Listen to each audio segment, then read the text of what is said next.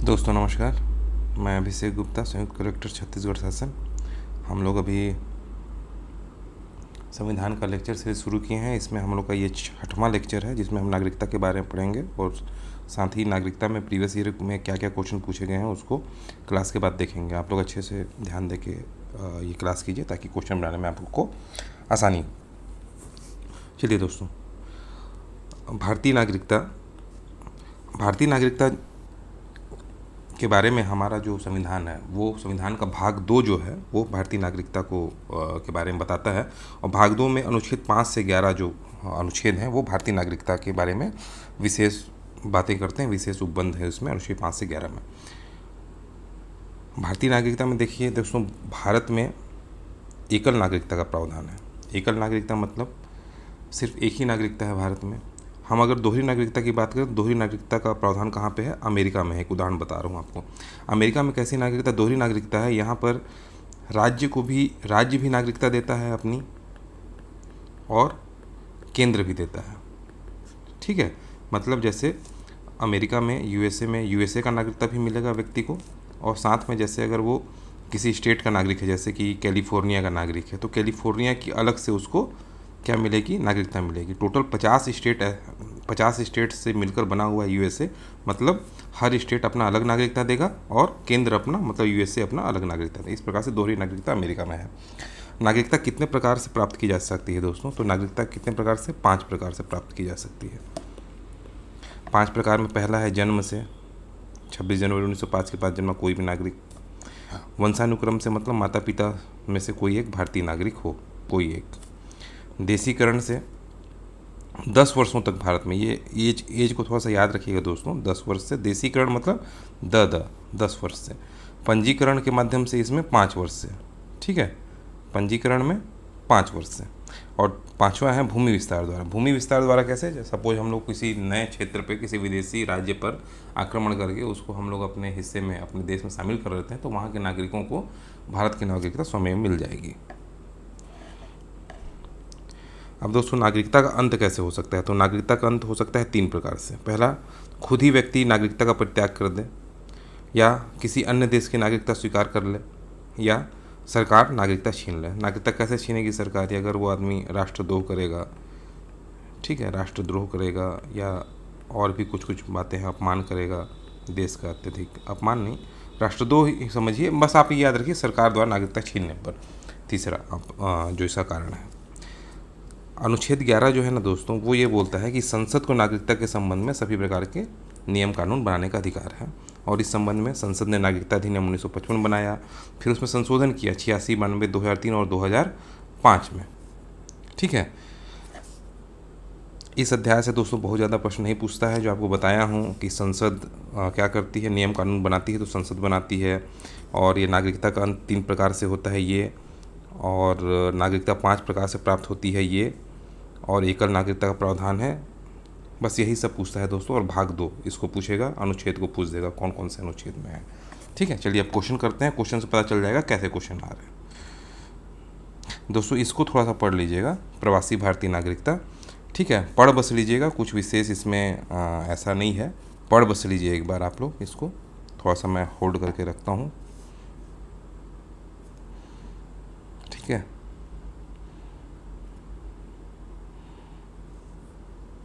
इसको भी पढ़ लीजिए, कभी काम आ सकता है ये दोस्तों। ये वाला क्वेश्चन शायद बहुत इंपॉर्टेंट है, बहुत नहीं लेकिन इंपॉर्टेंट है, कि नागरिकों को प्राप्त मूल अधिकार कौन सा है। मैं आप लोग को मूल अधिकार वाला चैप्टर पढ़ा दिया हूँ गलती से, मतलब इस चैप्टर के बाद पढ़ाना था, बट मैं पहले पढ़ा दिया मूल अधिकार को।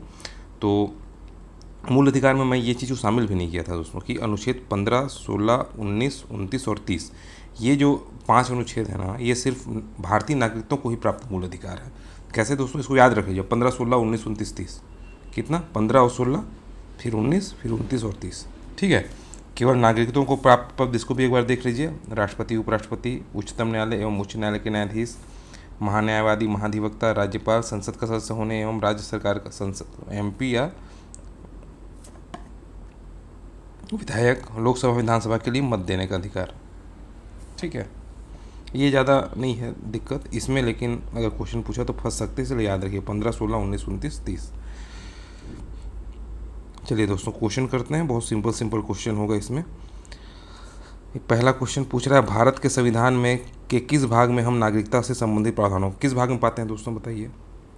भाग एक में क्या है, चलिए बताइए। एक में है संघ और उसका राज्य क्षेत्र। एक में क्या है, संघ और उसका राज्य क्षेत्र। दो में क्या है, दो में है नागरिकता, तो दो आंसर हो जाएगा। ठीक है, आगे बाकी भाग पढ़ते जाएंगे दोस्तों, अभी हम लोग भाग एक और भाग दो ही पढ़े हैं। चलिए, भारतीय संविधान में निम्न में से कौन सी नागरिकता प्रदान करता है? दोहरी, एकल, उपरोक्त दोनों, बताइए दोस्तों। एकल नागरिकता प्रदान करता है। ठीक है, दोहरी नागरिकता कौन प्रदान करता है? USA। ठीक है,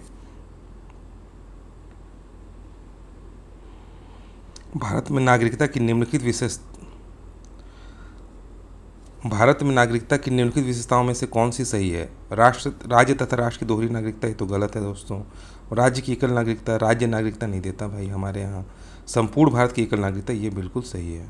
ठीक है, सी आंसर है। ठीक, भारतीय नागरिकता नहीं प्राप्त की जा सकती। भारतीय नागरिकता नहीं प्राप्त की जा सकती। जन्म द्वारा तो प्राप्त की जा सकती है, देशीकरण द्वारा भी प्राप्त की जा सकती है, किसी भूभाग के सम्मेलन द्वारा भी हो जाता है। भारतीय बैंक में धन जमा करके प्राप्त नहीं की जा सकती। भारत का एक नागरिक अपनी नागरिकता खो देगा यदि वह भारतीय नागरिकता का परित्याग करता है, बिल्कुल सही। स्वेच्छा से अन्य देश की नागरिकता प्राप्त कर लेता है, बिल्कुल सही। किसी अन्य देश के नागरिक से विवाह करता है तो नहीं होगा भाई, ये होगा तीसरा, नागरिकता खो देगा, ये गलत है। सरकार की आलोचना करता है, ये भी गलत है दोस्तों। सरकार, ऐसा क्वेश्चन आएगा कि सरकार द्वारा नागरिकता छीनने पर, तब ये ऑप्शन सही होता, लेकिन सरकार की आलोचना करने पर नहीं होगा। एक और दो ले लीजिए। अगला क्वेश्चन है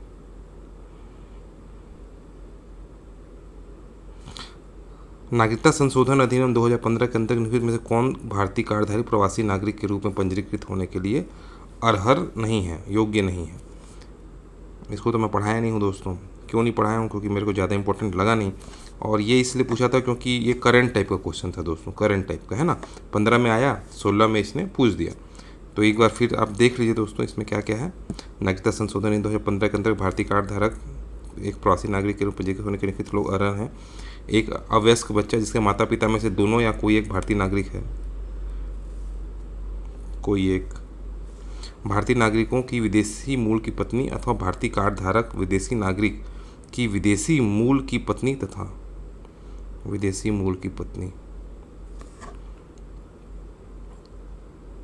एक व्यक्ति का परपोता जो दूसरे देश का नागरिक है किंतु पितामह मातामह संविधान लागू होने के समय अथवा बाद में किसी भी समय भारत के नागरिक हों। पोते, ऐसे लोग के पोते जो किसी भी समय भारत के नागरिक रहे हों। एक व्यक्ति का एक अवयस्क बच्चा कुछ शर्तों खंड क में उल्लिखित के साथ, इसके अलावा पाकिस्तान, बांग्लादेश तथा अन्य देशों के नागरिकों को इससे वंचित रखा गया है। ठीक है दोस्तों, थोड़ा सा इसको बस पढ़ लीजिए, बहुत ज़्यादा गहराई में जाने की आवश्यकता नहीं है। अगला क्वेश्चन है नागालैंड, असम, मणिपुर 371 से 371 जगह, ये हमारा अभी का पढ़ा हुआ नहीं है दोस्तों, ये बाद में आएगा, ये गलती से यहाँ पे दे दिया है। ठीक है, मिला के दे दिया है कई चैप्टर्स को। देखिए यहाँ पे नागरिकता का है, यहाँ पर किसी और भाग का है, संविधान के किसी और चैप्टर्स का क्वेश्चन। भारत संयुक्त राज्य अमेरिका के संविधान में 2 राजतंत्र हैं किंतु नागरिकता इकहरी है। अमेरिका में तो दोहरी है भैया, पढ़ाया हूँ मैं आप लोग को, तो ये गलत हो जाएगा, है ना। कोई व्यक्ति जो देशीकरण द्वारा भारत का नागरिक है कभी भी अपनी नागरिकता से वंचित नहीं किया जा सकता। भाई क्यों नहीं किया जा सकता? अगर वो गलती करेगा तो उसको किया जा सकता है।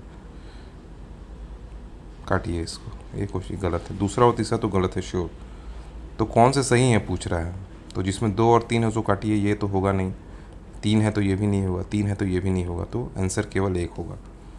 ठीक है, कई ठो क्वेश्चन ऐसा होता है, IAS का क्वेश्चन ऐसा ही होता है दोस्तों। इसमें आप लोग को सही आंसर नहीं मारना होता है, आपको गलत आंसर खोजना होता है। जैसे जिसमें हम लोग इसको पढ़े भी नहीं थे पहला वाला ऑप्शन को, लेकिन हम चूँकि दूसरा और तीसरा ऑप्शन हमको मालूम था तो हमने उससे आंसर निकाल लिया विकल्पों के माध्यम से, विकल्पों को हटा करके। किस देश में दोहरी नागरिकता का सिद्धांत स्वीकार कर लिया गया है? बताइए। बताया हूँ, संयुक्त राज्य अमेरिका में। कौन सी नागरिकता के अर्जन हेतु शर्तों को नियत कौन करता है? बताया हूँ दोस्तों, कौन करता है? अनुच्छेद 11 है शायद, है ना, अनुच्छेद 11 के तहत संसद करती है, अनुच्छेद 11 ही है। ठीक है। नागरिकता अधिनियम 1955 के अंतर्गत पंजीकरण द्वारा भारतीय नागरिकता बनने के लिए, देखिए दोस्तों पढ़ाया हूँ आप लोगों को, देशीकरण के लिए कितना है, देशीकरण के लिए है 10, ठीक है, और पंजीकरण के लिए है 5, ठीक है। इसमें कितना आंसर लिया है दोस्तों, 7 वर्ष लिया है, लेकिन 7 वर्ष इसलिए लिया है क्योंकि पहले ये 7 वर्ष ही था, वर्तमान में कितना है, 5 वर्ष है। CGPSC का क्वेश्चन है 2013 का, ठीक है, कंफ्यूज मत होइएगा। 5 वर्ष पंजीकरण के लिए, 10 वर्ष देशीकरण के लिए। निम्नलिखित में से भारत में नागरिकता निर्धारण का विशिष्ट अधिकार किसे प्राप्त है? नागरिकता निर्धारण कौन करेगा? संसद करेगी दोस्तों, अनुच्छेद 11 के तहत। तो न्यायालय नहीं होगा, राष्ट्रपति नहीं होगा, लोकसभा हो सकता है, केंद्रीय सरकार ये तो नहीं होगा, राज्य सरकार नहीं होगा यहाँ पे, लेकिन संसद नहीं है भाई, संसद होता, संसद को प्राप्त है, यहाँ पे ऑप्शन नहीं है, इसको गलती ले लिया होगा दोस्तों। ये भी छत्तीसगढ़ PSC प्री का क्वेश्चन है। तो देखिए एकदम सरल सरल क्वेश्चन पूछता है नागरिकता में। आप लोग अगर लक्ष्मीकांत का किताब को पढ़ेंगे ना तो कन्फ्यूज हो जाएंगे बहुत ज़्यादा, इसलिए लक्ष्मीकांत का किताब को मत पढ़िएगा। अगर IAS का एग्जाम दे रहे होंगे तो लक्ष्मीकांत का किताब को पढ़ लीजिएगा। CGPSC, UPSC, UPPSC ये सब में ज़रूरत नहीं है, व्यापम वगैरह के एग्जाम में। ठीक है दोस्तों, आप लोग का बहुत बहुत बहुत